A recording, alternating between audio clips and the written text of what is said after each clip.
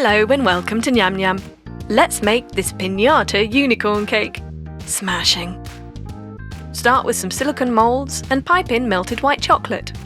Use a spoon to spread it out and cover the inside of 2 of the moulds. Refrigerate that for 15 minutes, meanwhile roll out white fondant. Use your hands to mould it into a kind of ball shape and make an indent in the middle. Then use a fondant tool to make a crisscross. Use your thumbs to deepen that. Then stand it and roll another ball of white fondant, sticking it on as a head. Now the fondant decorations go on. First of all, we've got some pale pink hair, then a golden unicorn horn, couple of fondant ears, pink tail, and let's use edible ink to draw on the eyes. Now roll small balls with some white fondant and get a sheet of thin white fondant to cover them.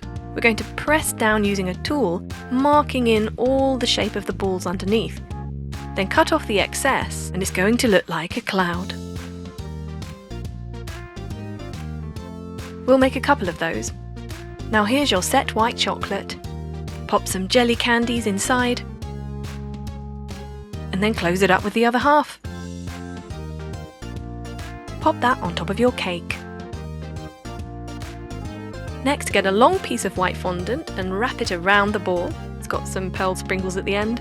Those are the legs and feet of a unicorn. We've got some white and gold fondant ears going on, a golden fondant horn, and some colourful hair. And then carefully place your eyes. Let's not forget the eyebrows and the rosy cheeks. Then our fondant unicorn goes on top of a cloud and another cloud on the other side. Let's add the hammer, tied up with a lovely bow, and some silver sprinkles placed around. And there you have it, Pinata Unicorn Cake. Smash it up and enjoy.